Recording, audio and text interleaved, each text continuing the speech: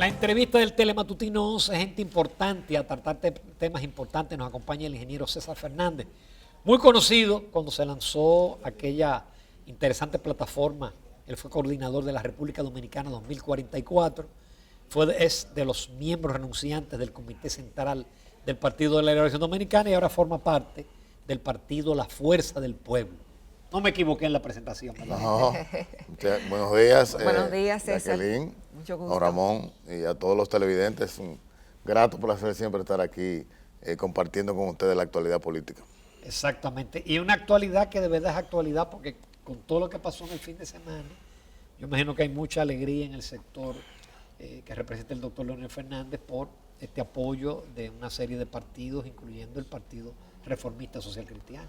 Es correcto, estamos de júbilo, todos los compañeros, los pueblistas, como ahora ¿Pueblistas? Somos pueblistas. Oh. Iniciamos el sábado con una gran actividad del Bloque Institucional Socialdemócrata, quien fue el primer partido que proclamó al presidente Leonel Fernández como su candidato oficial. De ahí nos trasladamos a un local en la ciudad, donde la Fuerza Nacional Progresista fue el segundo partido. Y concluimos el sábado de manera exitosa con la proclamación del partido quisqueyano demócrata cristiano, del muy buen amigo Elías Huesin Chávez. Y el día de ayer, domingo, para que no faltara, iniciamos en la mañana con el Partido de Unidad Nacional, del buen amigo Corporán, y Pedro Corporán. Al mediodía estuvimos con un acto impresionante, del que fue hasta ayer el Partido de los Trabajadores Dominicanos, porque ya a partir de ayer se convirtió oficialmente ya en la Fuerza del Pueblo, o el Partido Fuerza del Pueblo. Y en la tarde, bueno, ustedes todos han visto las imágenes de algo que no se esperaba, que se tenía medio calladito, que se aprobó el sábado en la noche en el directorio presidencial.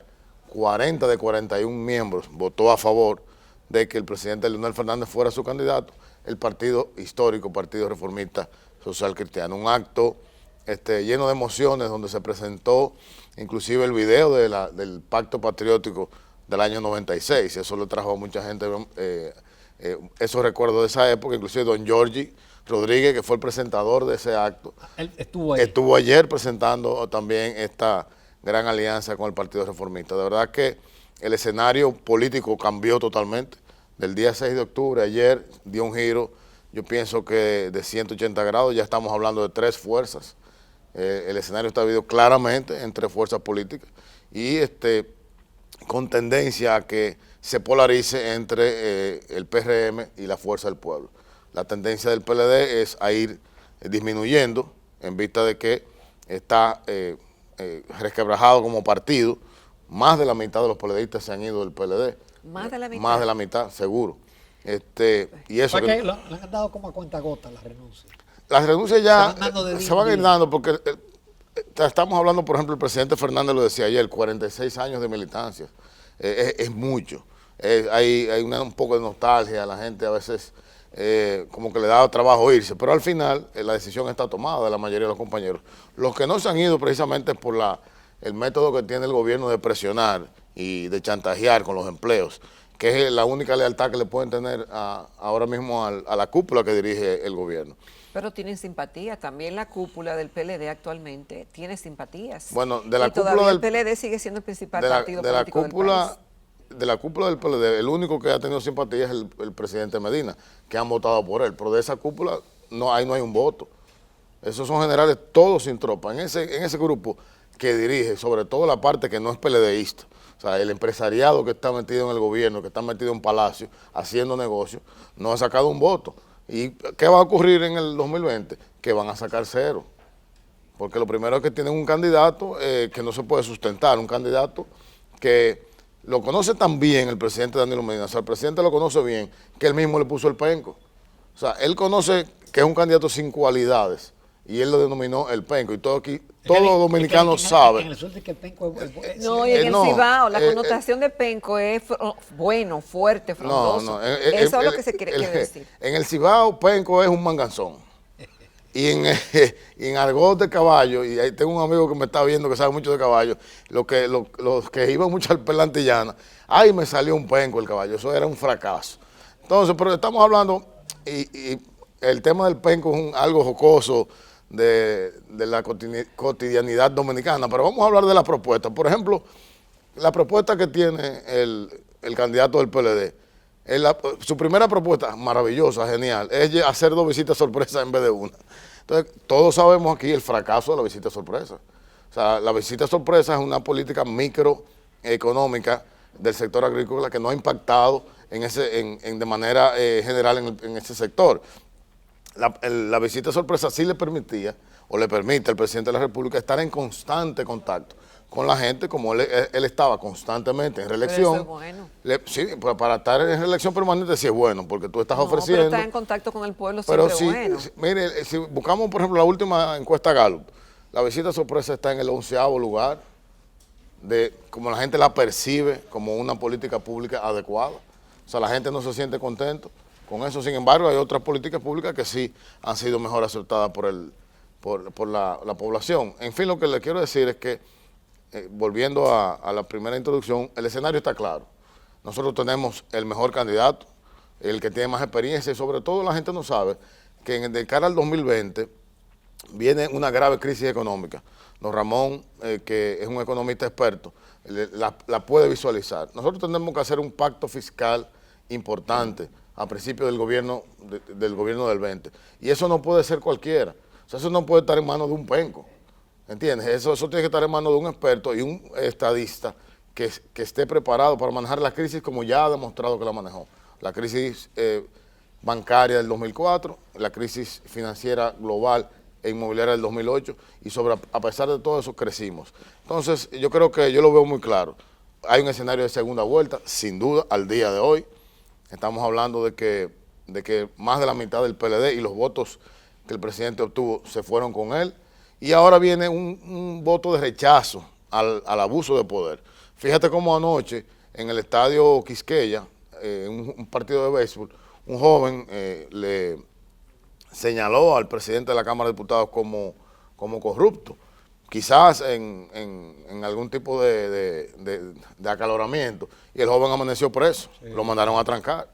O sea, estamos, señores, claramente en un régimen. Esto es un régimen dictatorial. Hacía tiempo que, está conmigo aquí bien, no se daba eso del tranque, pero tráncalo. Cualquiera diría que Camacho es general de la policía, entonces. Bueno. El presidente de la Cámara de Diputados, porque ¿qué potestad tiene él para él mandar a detener a alguien? La misma potestad que tiene para ser presidente de la Cámara y no presentar su declaración jurada. Y no pasa nada. Porque aquí es así. O sea, el presidente de la Cámara de Diputados no ha presentado su declaración jurada de bienes. Y un día un periodista le insiste en eso y le pregunta. Y lo que hizo fue que se lo tragó en público y no pasa nada. Ahora, César, si tú dices que todo apunta a que haya una polarización entre el Partido Revolucionario Moderno y la Fuerza del Pueblo y su coalición de partidos, descartando al PLD, pero también dices que hay una segunda vuelta. Entonces, esa segunda vuelta es entre Leonel y Abinader. ¿Y cómo se va a definir entonces el panorama ahí? Bueno, no, vamos a esperar que llegue ese momento. Obviamente el PRM es un competidor digno que hay que respetar y que hay que cuidar, pero yo entiendo que nosotros terminaremos, si no en el primer lugar, muy cerca del primer lugar. Porque definitivamente el PLD va en picada hacia abajo. Lo único que le va a quedar al PLD es el voto de los empleados públicos, de algunos empleados públicos, porque la mayoría de ellos van a hacer un voto de conciencia. Están sufriendo. O sea, ahí hay gente, señores, la mayoría que ha querido votar por Leonel, que ha querido estar en las actividades de Leonel, pero si usted sube en Facebook, usted sube algo y lo llaman de una oficina, pero mire, usted es empleado de tal sitio, porque usted puso en Facebook que le gustó, un me gusta, algo de Leonel. Es así que estamos trabajando. Es trabajando bajo el terror y el miedo. Entonces, nosotros hicimos más o menos un estimado de 700,000 empleados públicos que deben haber. Ahí están los guardias, policía, etcétera. Quedan hábiles para votar unos 450,000. Imagínate tú que de esos 450,000 ponte el 50% por el candidato del gobierno, prácticamente obligado. Tú estás hablando que estamos hablando de 250,000 votos. O sea, ese peso, esa fuerza que ejerce el poder, en este momento estamos hablando de 250,000 votos. Nosotros solamente con los policías pensionados y los militares pensionados, que todo el equipo que ha trabajado con el presidente Fernández en el área policial y militar han organizado, ahí tenemos 250,000 votos. O sea que el efecto del gobierno no significa nada Se te olvidó para este contar proyecto. la gente que está recibiendo los programas de ayuda del gobierno, que son muchos, miles. Claro, eso todos se van a acordar que quien instauró la tarjeta de solidaridad, quien creó ese plan y quien amplió la base de la seguridad social fue Leonel Fernández. Todos se acuerdan perfectamente, porque no fue en este gobierno que se hizo, fue en los gobiernos de él. César, pero todavía antes de llegar a todo eso que tú señalas, está el debate sobre si procede o no la candidatura del doctor Leonel Fernández. Ya vemos abogados del oficialismo que escriben la ley de primaria, que escriben la ley del régimen electoral, que él no puede ser candidato. Yo escuché leyendo hasta alguien decir que si él lo habilitan también al presidente Danilo Medina. Yo digo, pero no hay un candidato ya. ¿Cómo se está hablando de una candidatura de Danilo Medina? Tú sabes que a veces uno ve esto como si fuera una comedia, porque primero se pasaron 7 años maltratando al presidente Fernández. Finalmente lo último que hacen es hacerle un fraude colosal, digital, para robarle unas elecciones, porque eso está claro. Nosotros mismos hemos sido voceros del fraude y lo hemos demostrado claramente y seguiremos, porque esto está en la parte jurídica ahora mismo, seguiremos trabajando con esa parte. Luego, que se vaya el partido. Prácticamente lo insultan, no, porque se vaya. Ahí Felucho Jiménez, de verdad que para mí perdió su condición hasta de caballero, porque los epítetos que le dijo el presidente Fernández, que fue quien lo ha hecho ministro, lo hizo ministro de Turismo, que por cierto lo hizo muy mal, quedó enemigo con el sector turístico, y se va el presidente del partido. Bueno, Leonel renuncia, pero todavía siguen hablando de Leonel. Hermano, dejen a Leonel tranquilo, ocúpense de su penco, ocúpense de su partido. Entonces ahora lo insólito, algo que es de derecho constitucional, quieren evitar que él sea candidato. Pero ¿cuál es el miedo? Yo no entiendo por qué le tienen tanto temor a la minoría. Si es la minoría, si somos la minoría, si no tenemos condiciones, déjenos competir y aplástenos en las elecciones, pero obviamente sin fraude y sin voto digital. Nos vamos a una breve pausa. César Fernández, volvemos en unos minutos porque tenemos todavía muchos temas de interés.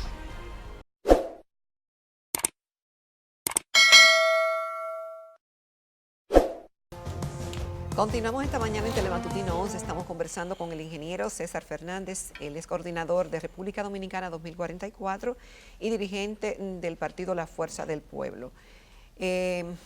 Bueno, César, ¿qué viene de aquí en adelante? Bueno, ahora viene, como decía Ramón, han querido generar un debate, porque aquí se genera un debate de cualquier cosa. Han dicho sobre algo que está claro, pero explícito. eso es un importante debate, eso no es de cualquier cosa. Es un importante debate, pero que se ha generado, o sea, no hay un debate como tal. Es claramente obvio que el presidente va a ser candidato y puede ser candidato de manera legal. Tu pregunta se inscribe en esta semana, los partidos que ya lo proclamaron, y en 5 días la Junta Central Electoral debe informar si acepta la candidatura o no.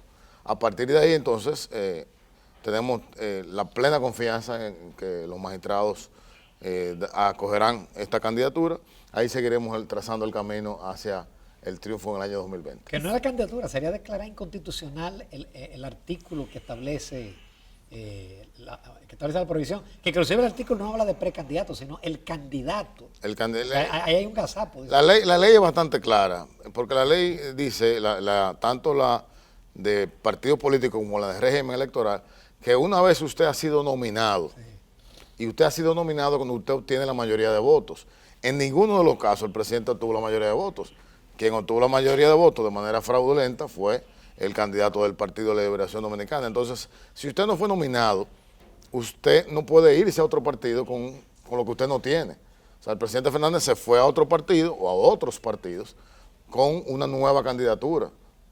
Entonces, por ejemplo, el caso de el buen amigo Félix Bautista, que fue nominado porque obtuvo la mayoría de votos, fue proclamado por la Junta como candidato del PLD a la provincia de San Juan. Él, si se va a otro partido, él automáticamente pierde la candidatura. Él estaría siendo un tránsfuga en ese momento. Pero en el caso del presidente Fernández no lo es. Bueno, pero eso es interpretativo. La Junta puede decir que no acepta la candidatura. Por supuesto, tiene todas las facultades. ¿Qué pasa? Bueno, ahí entonces entraríamos ya en acciones jurídicas, legales, en los organismos correspondientes, ya sea el Superior Electoral, y el Tribunal Constitucional o ambos para reclamar este derecho. El buen amigo Manuel Fermín explicaba hace un rato, aquí mismo en esta planta televisora, sobre que lo que prevalece siempre en la toma de decisiones es el derecho de la persona. Y en este caso el derecho es del presidente Fernández a ser elegido. César, tú fuiste de los principales expositores de las modalidades de irregularidades o fraude en el proceso electoral. Sin embargo, nos da la impresión como que eso se apagó, que ya el reclamo de una auditoría, eso como que ya quedó en segundo plano. De hecho, yo veo en las redes gente como el amigo Cavada que reclama que por qué ya eso ha cesado. Usted como comunicador brillante, y Jacqueline también, saben que en la República Dominicana un tema saca otro tema de los medios. Hay un tema que dura 3 días, inclusive eso hasta se calcula. Los días que se van a hacer las actividades, para cuánta primera plana me va a dar, etcétera. El tema del fraude obviamente salió de la parte mediática y nosotros no podíamos concentrarnos solamente en el tema del fraude, porque teníamos de cara al futuro muchos desafíos, como primero, tener un partido político nuevo, que ya lo tenemos. Ha sido en 3 semanas un trabajo exitoso del equipo del presidente Fernández. Luego, construir una candidatura en base a ese proyecto político nuevo, que ya vieron el éxito que tenemos, que apenas en este fin de semana 6 partidos políticos nos apoyaron. Y tercero, la parte jurídica sobre el tema del fraude. Eso sigue viento en popa. O sea, como ustedes ven, hay varios frentes de trabajo y ese sigue funcionando. Estamos esperando que la Junta Central Electoral seleccione la empresa para la auditoría. Ya de manera legal hay representantes del presidente Fernández en la Junta Central Electoral para darle seguimiento a este caso. Una vez se inicie y una vez se vean los detalles, obviamente le comunicaremos a todos ustedes y a la ciudadanía cómo va eso. Pero eso no está en el olvido, eso está ahí porque es importante, y esto quiero hacer un llamado no solo a los partidos políticos, sino a toda la ciudadanía. El ensayo que hubo el 6 de octubre de un voto automatizado debe ser detenido en el 6 de octubre. Hemos evidenciado claramente todas las modalidades de vulnerabilidad del sistema. Y unas elecciones en el 17 de mayo de 2020 en este sistema sería un fracaso total a la democracia. ¿Ustedes no aceptarían ir con esa modalidad de votos? No, absolutamente no. Nosotros como Fuerza del Pueblo no aceptamos eso. Pero tampoco lo va a aceptar el PRM ni ningún otro partido. Al único ya Guillermo Moreno lo dijo ayer en su proclamación. ¿Con cuál modalidad ustedes estarían cómodos? ¿Es el tema de la modalidad o de la confianza en la institución? No, el tema de la modalidad. Porque, por ejemplo, ¿qué nosotros exigimos? Porque este es un tema que es histórico. Antes del proceso, nosotros le exigimos 11 correcciones al sistema.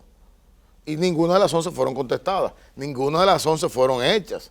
Durante el proceso hicimos ya señalamientos. Tampoco se nos contestó. O sea, esto no es un asunto que estamos pataleando porque perdimos, no. Es un asunto que lo denunciamos antes. Y un sistema, la gente es bueno leer sobre el tema del sistema automatizado. Señores, cuando se crea un software, el software debe irse certificando día tras día. Se crea la parte 1, se certifica. Se crea la parte 2, se certifica. Ese software nunca fue certificado. Nunca, señores. No desconfiamos de los técnicos dominicanos. Pudo haber sido certificado en febrero y modificado más adelante. A eso me refiero, que en cada momento del transcurrir de la vida del software debe ser certificado. Porque fíjense, ustedes todos tienen teléfonos inteligentes y tabletas y usted tiene, de repente le llega a su celular y dice, mire, hay una actualización. ¿Y para qué son las actualizaciones? Para modificar errores, para hacer enmiendas a partes del sistema que no funcionan bien. ¿Y cómo se dan cuenta que no funcionan bien? Cuando está en uso. Por eso nosotros insistimos también que no pudo haber sido en el 100% de las provincias ni los municipios. Plan piloto, la misma Junta en una resolución dice, vamos a usar este plan piloto. Y este plan piloto debió ser en un 15%, un 10%, un 20%. Y sobre todo, como el caso de Venezuela, donde usted lo está utilizando totalmente automatizado, verificar manual lo que ocurrió automatizado. Entonces usted, a los partidos, a la sociedad, sobre todo la misma Junta, es la credibilidad de la Junta, de esos honorables magistrados. Mire, lo que ocurrió digital, mírelo aquí, manualmente está verificado. Bueno, en las próximas elecciones, en vez de un 20, vamos a un 30, vamos a un 40. Y si el método sigue funcionando, entonces lo implementamos en un 100%. Aquí se hizo en un 100% de golpe. Señores, países como Alemania, eso es increíble. Alemania modificó la Constitución para prohibir el voto automatizado. ¿Usted sabe lo que es eso? O sea, un país tan desarrollado, un país que en tecnología nos debe llevar a nosotros un par de siglos, Sí. modifica su Constitución para eso horrorífico que es el voto automatizado. No lo queremos, porque atenta contra la democracia de este país. Y la democracia de este país está por encima de cualquier cosa. Pero lo hizo Suiza. También Estados Unidos lo está desmontando gradualmente, porque es muy vulnerable. Entonces eso es lo que la gente no entiende. Esto no es cuestión de que, que eso se cuentan en 5 minutos. El problema de la democracia no es de tiempo. El problema de la democracia es de consolidación, de estabilidad, de garantías. Si no podemos lograr eso, entonces el método sencillamente no funciona. Alguien hizo un negocio de 20 millones de dólares. Hay que ver a quién le beneficiaba ese negocio de 20 millones de dólares, que para mí no tuvo sentido hacerlo. Aquí estábamos muy bien con nuestra boleta y con el sistema de las actas, el conteo rápido en el escaneo, eso funcionó perfectamente. En las elecciones del 2016, que ganó el Partido de la Liberación Dominicana, a las 7:05, la Junta Central Electoral dio un boletín y ese boletín mantuvo la tendencia. A diferencia de ahora, que a las 4 dieron un boletín que era una tendencia totalmente inversa a la que ocurrió. ¿Entiendes? Entonces, de eso es que debemos de procurar los dominicanos, ¿no? Es decir, que nos vamos a la boleta rayada. Vámonos a la boleta rayada y al método que todo el mundo confía. ¿Por qué? Porque usted hace así, en una mesa, donde hay 5 delegados, miren el voto aquí, ¿de quién es este voto? Este voto de Leonel, mire quién lo marcó. Este voto de Abinader, este voto de tal candidato. Y la gente en su libretica anota y no le pueden después Pero, vender gato César, por liebre. Todos nos recordamos de que todavía urnas aparecieron, que se quemaron, valijas que aparecieron, gente que salió corriendo con una urna en el pasado, los ceritos, los palitos. Entonces, ahí hay algo más que no es la tecnología. Fíjate, todo el proceso tú sabes que hablando que de nos eso, ha acompañado. hablando de eso, una de las vulnerabilidades más importantes del voto automatizado, la compra de cédula. Aquí históricamente se ha comprado cédula. Todo el que ha estado en política, y lo hemos escuchado, que están comprando cédula. Sí. ¿En qué funciona? ¿Cuál es el principio de la compra de cédula? Tú tienes 2 candidatos, uno que está muy delante en las encuestas y uno que está detrás. El que está detrás es el que implementa la compra de cédula. ¿Por qué? Porque hay un mayor mercado, mayores posibilidades de que le compre estadísticamente a mi contrario. Pero eso no incide en el resultado. ¿Por qué? Porque yo le compro la cédula a Ramón y yo no sé por quién Ramón va a votar. Quizás compré un voto, me autorrobé un voto yo mismo. Pero en este caso, señores, la compra de cédula sí tuvo incidencia. Y le voy a explicar por qué. Porque, ¿en qué sentido tuvo incidencia? Muy sencillo. Si ustedes vieron en las redes sociales, si no lo han visto, yo con mucho gusto se lo voy a enviar, gente del equipo de Gonzalo, que claramente identificado, comprando entre 1.000 y 2.500 pesos la foto de la cédula. La foto de la cédula, usted lee el código de barra. Usted sabe muy bien que desde un celular, un lector infrarrojo lee el código. Con esas fotos de cédulas fue que en la noche se sentaban en un centro de votación a leer esas cédulas compradas. Por eso es que usted ve que, por ejemplo, el promedio de votación en el país... Grave. Eso tiene eso está, en las denuncias está. Y es un ejemplo fácil. El promedio nacional de votación fue el 25% de concurrencia. O sea, la gente de un padrón de 600 personas iban 200. Esas 200 personas votaron de 8 de la mañana a 4 de la tarde, 200 personas a un ritmo de 2 minutos y medio por persona promedio. Por cabeza. En las provincias del sur no votó el 25%, votó el 70%. Algo totalmente irregular al país. Pero de ese 70%, de 6 de la tarde a 11 de la noche, a la hora que le dio la gana, literalmente, al funcionario de la mesa, porque no hubo ningún tipo de escrúpulo, ni ningún tipo de orden, votaron 800 personas a ritmo de 1 minuto. Inteligente esa gente. No, brillante. En Jaquimelle, la famosa mesa de Jaquimelle, la gente más cívica del mundo, Jaquimelle, votó el 80% de la población, cuando las elecciones nacionales ni siquiera ha ocurrido así. Entonces, es lo que estamos hablando. Es muy vulnerable este sistema y, obviamente, la gente del candidato del PLD se aprovechó de eso, porque lo único que tienen es dinero y mucho, y lo utilizaron. Pero entonces a ustedes le compraron los delegados en esos lugares. Es muy probable que hubo de todo. Compraron presidentes de mesa. A los presidentes de mesa, a los funcionarios de mesas, que no son de la Junta, bueno, esos son ciudadanos que son voluntarios, a esa gente le daban 50 y 60 mil pesos. La única razón que una gente se quedó hasta la 1 de la mañana facturando cédula era con dinero. Porque si a usted le dijeron que las elecciones se cerraban a las 4 de la tarde, explíqueme qué usted hacía. Si se supone que a las 4 usted el secretario de la mesa debió ir y recoger cédula, ¿cuánta gente podía haber en el fila a las 4 de la tarde? 50 personas, 40 personas. ¿Está bien? Si votaron 200 en el día. O hasta 100, vamos a decir. Vamos a decir que hasta 100. Pero no me diga que habían 800 gente a las 4 de la tarde Porque en la aquí en fila. el distrito sí lo hicieron así, recogieron la cédula y cerraron los recintos. Y por eso en el distrito claramente Leonel gana 60-30. En el distrito de Gran Santo Domingo, claramente. Donde vino una variación de un 2%, después del 90% de los votos computados, fue en el sur. Algo insólito estadísticamente. Nadie en el mundo, todas las empresas y universidades que le hemos enviado los resultados nos han dicho, ahí no hay forma de que eso ocurra. No ocurra ni siquiera después del 60% de los cómputos, mucho menos después del 90%. Siempre se mantiene la tendencia, más desde el inicio. Se mantiene la tendencia del inicio. Yo mostré en una presentación que hicimos a la prensa las tendencias de las elecciones desde el 2004 hasta la fecha. Y la única que es una distorsión total es la del 6 de octubre. Es una cosa impresionante.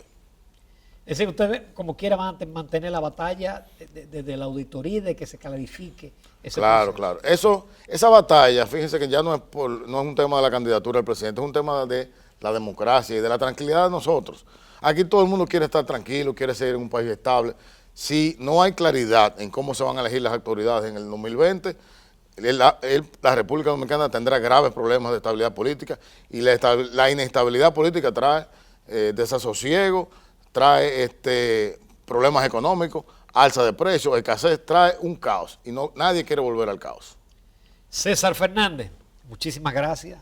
Un ingeniero que buen vocero. Además. Gracias a ustedes. Gracias, César. Gracias a ustedes. Nos vamos a la recta final, amables televidentes del Telematutino 11.